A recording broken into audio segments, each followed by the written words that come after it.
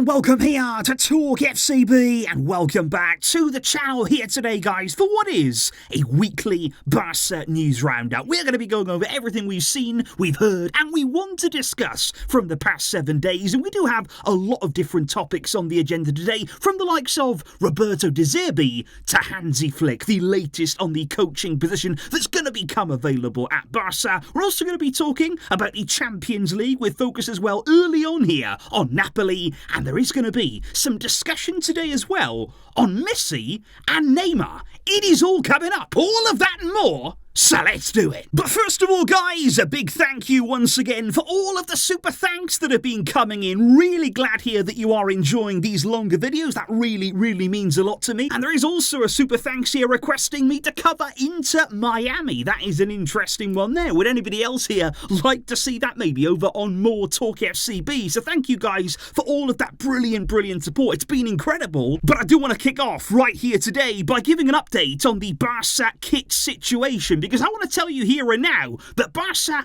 have pretty much ruled out creating their own brand of kit. There have been rumours, of course, that we were going to go off on our own, that we were going to start something all by ourselves, but that now apparently is not going to happen. Barça have evaluated that option and they feel the risk would simply be too great. And what has happened this week is that Nike have reportedly upped their proposal. They are willing to increase their offer to Barça. No word exactly on how much they're willing to go up, but I think Barça will be happy here that there's some movement from Nike, that they are at least willing to talk and negotiate there in terms of that offer. But what I do want to say as well, though, is they're still behind Puma, who are reportedly willing to pay Barça around 20 to 30 million more than Nike are right now. So they are still ahead in the bidding, and crucially it's being said that Puma would even be willing to pay Barca's compensation in order to terminate that Nike deal. So Puma here are really keen to get Barca on board. And what sort of option would you be leaning towards right now? There's a clear case appearing for Puma. They're willing to offer more money. They're willing to help us even get out of that Nike deal.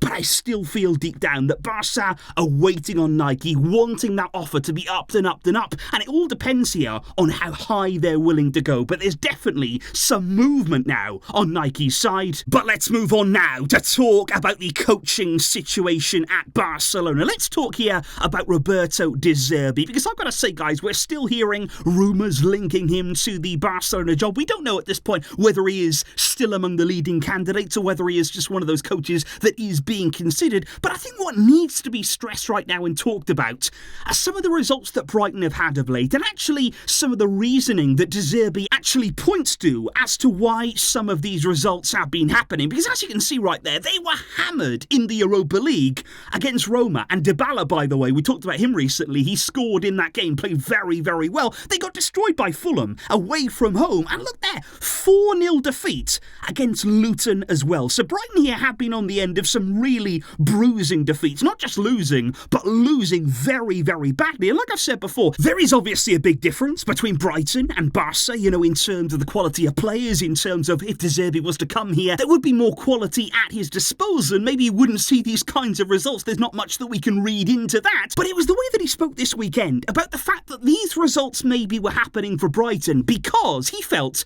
that he couldn't plan in the same way as he could last season. When, don't forget, Brighton were not involved in European football. They had an entire week there, a free week, to plan every game, to approach it in the right way. And De Zerbi openly admitted here that both his players and himself have struggled a little bit to adapt this season and to get that planning and preparation absolutely right. And again, these are just warning signs for me, because at Barcelona, you don't get time to breathe as the coach. And let's be real here, you are playing every 3 days. You really are. The fixtures are so intense. Everything there is so high profile, and you don't get time to think. You don't get time really to plan. You have to be on it from the word go. And I've said before, you so much as have one of the kind of results that we're seeing right now from Brighton. You have one game where you're way off, where your tactical planning simply went out the window. You're under pressure. You really are having to defend yourself, having to defend your position, and it just can't happen. So again here I'm looking at De Zerbi. There's lots of talent there as a coach. He is a very tactically astute mind,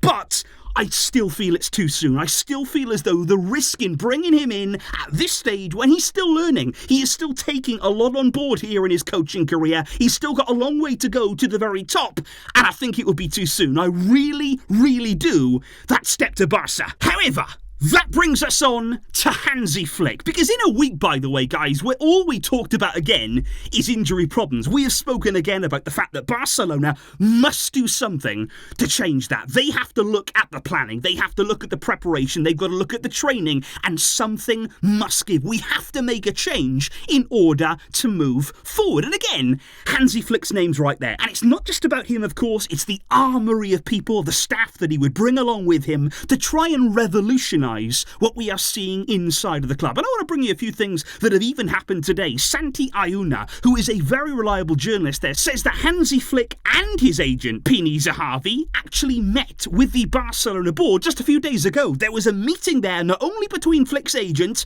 but himself, that Flick actually met personally with the Barcelona board. And in that meeting, talks on both sides really, really positive, apparently. So Flick is still there, despite what you may be hearing in the media, that maybe his name has lost some weight, that maybe he's not right at the top of the list anymore. I still believe he is one of the leading candidates right now.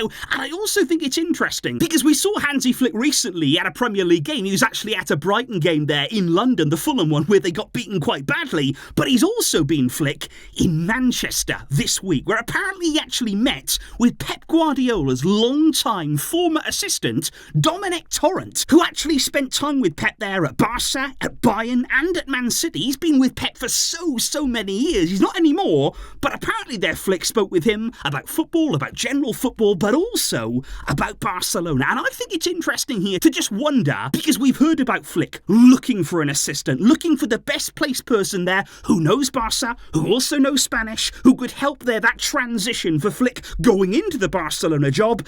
And I'm wondering again, is this part of the search? And this is a guy who's incredibly experienced there, Pep's former assistant, being with Pep for so much of his managerial career. He would tick a lot of boxes. And maybe, just maybe, Flick was talking to him for that very reason. But I do, though, guys, want to move on now to start to talk about the UEFA Champions League. And I want to start here by talking, first of all, about Napoli. There's lots actually on this Champions League topic. But I want to say, first of all, that I thought it was very, very funny that ahead of the Mallorca game there on Friday, both Xavi and all of the Barcelona staff would have had us believe that they weren't even thinking about Tuesday's game against Napoli, that it didn't even enter their mind. They were not thinking about Napoli or about the Champions League. Yet when the camera panned during the Mallorca game onto Xavi, into his box there, because obviously he was suspended, there was some Barcelona staff in that box with him, what game was on the screen that we could all see? It was Napoli against Torino. They were watching Napoli. They were doing their research while our game was even going on there. Napoli played Torino the same time as us on Friday, and there is absolutely no way that Barca's focus has not been on Tuesday's game for quite a long time now. It is a massive one. It is such an important one in our season, and of course financially it's massive for the club as well. And I'm sure in that game that they were watching, they would have been keeping an eye on Kvaratskhelia, who not only scored Napoli's only goal in that game, they played out a 1-1 draw with Torino, but also don't forget here that Barca are heavily rumoured to have already spoken with Kvaratskelia's agent at the end of February, just sounding him out there ahead of maybe a summer move, because Barca are very much on the lookout for a left winger, a quality, top level left winger, and it's believed that their chosen choice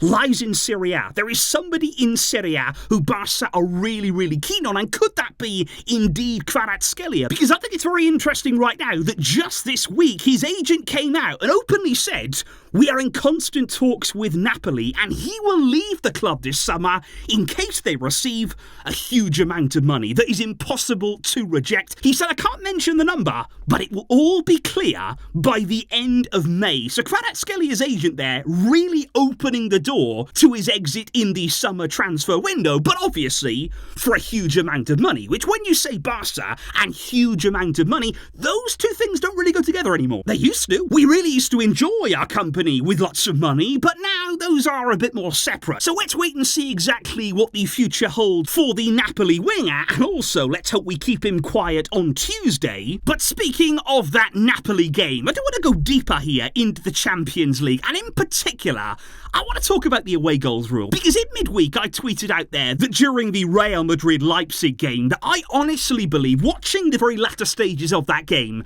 that it was a mistake from UEFA to remove and rip out the away goals rule from this competition. Because I said there that take the end of that Madrid game, it was so delicately poised, wasn't it? But it wasn't. Because with the away goals rule there, Leipzig would have only needed one goal to completely eliminate Real Madrid. You would have been sat there thinking, if they score now, and they went incredibly close, didn't they? They hit the crossbar in the game, and it would almost have been, if that went in, Real Madrid are done. It's over. They are out, and there's nothing they can do about it.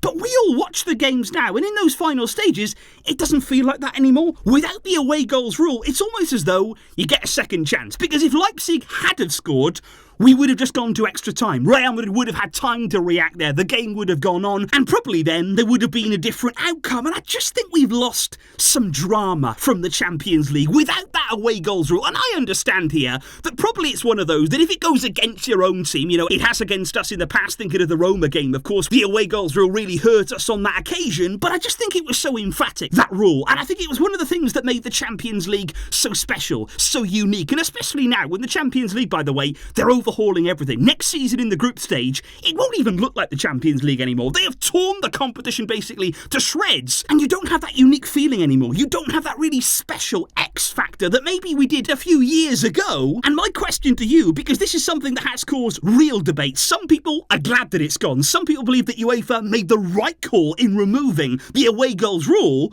But what is your take on it? Do you agree or disagree that maybe the Champions League these days is lacking a bit of sparkle? Because, well, let me give you a pretty good example. Let me take you back to 2017, because on Friday it was 7 years ago to the day since Barca's historic Champions League comeback against PSG. Now, as Champions League nights go, I don't think they get better than that. I really don't think that you will ever see drama. You will never see that kind of game again. It was absolutely unreal. I know a few of you guys have been watching my old match review about that game, and that was interesting to listen back to. I'd like to hope that I've come a long way since then, to be honest with you guys. But I think even now, I'm interested to know, as a Barcelona fan here, what are your feelings about that comeback? Because obviously when it happened, it was mental. It was absolutely crazy. I don't think any of us slept that night, let alone for the next few days. But obviously as it went on, we then went on to get knocked out of the Champions League. Then obviously things started to transpire with Bartomeu. You had Neymar leaving. And I think as time has gone on here, a lot of people now don't feel the same way about that comeback. Some people think, you know what, that was kind of the start of the end in some ways. That was when it all really started to go downhill after that moment. Has even that comeback now sort of lost a bit of shine in our eyes? But I want to talk about Messi and Neymar, because a point that I want to make actually this week, and it's something that I felt quite strongly about now for quite some time, but I've never really had the opportunity to talk about it in all these years that have followed. But it's about Neymar there, in the way that it's often said that it was that game against PSG, it was that historic night that was the very moment that Neymar decided he must leave Barca. Because many people will tell you there on the internet, I saw Bleacher Report talking about it on Friday, lots of other people like that, they will tell you that Messi got all of the headlines and that nobody spoke about the impact of Neymar. Because there's no denying, Neymar was instrumental in that comeback. He was such a huge part of dragging us back into that game. He was incredible, absolutely no denying that. But people will tell you, oh, but Messi got all the headlines, all the papers, all the media, all the fans. We were just talking about Messi, and Neymar got none of the credit. That's why he decided, I've got to leave, I've got to go to PSG, I've got to get out of Messi's shadow. But that is just not true. And that is what I want to really stress and hammer home in today's video. Look at the front pages. Look at the media that followed the comeback. On the majority of those papers, all the media, all the journalists, Neymar was right there. He was front and centre. Yes, we had that famous Messi photo which emerged in the aftermath that people now will still look at. But I want to stress here, Neymar was there. We gave him credit. We gave him praise. And I think it's actually become a bit of a cop-out. This comeback, then people saying, oh, all anybody ever talked about was Messi, and that's why Neymar felt he had to go, almost excusing his decision, as though, well, then it would have been justified. We know now Neymar shouldn't have left the club. He should never have moved on from Barca. He should never have gone to PSG. It was such a bad move for his career. He had everything right here. He was building. We were building. It would have been much better for us on all accounts if he'd have stayed. And I just think that's a bit of a lie that's been fabricated over the years there, almost to hurt Messi, to put a slight on Messi's name that he was the one getting all the attention, getting all the headlines. But honestly, when you look at the facts, it is simply not true. So rant over. That is what I had to come out here and tell you guys about that. And I guess that right there, that topic is sort of the point of some of these weekly videos that we are going to have here on the channel, that we kind of can delve into any topic that we want to. Let me know, guys, if that's cool with you, going back in time, whether we're celebrating historic moments, whether we're talking more about them and the emotions that they bring us now. It can all be discussed here, and it can all be discussed together. So let me know your thoughts in the comments down below today, guys. There's going to be lots more on the way for you as well. Big build-up for Barca versus Napoli will be on the way soon. I thank you all indeed for tuning in, wherever you are, whether you're at work, whether you're at home, whether you're in your bedroom listening right now. I appreciate it no matter what. I will catch you all very, very soon. But until next time, as always, Visca, El Barça.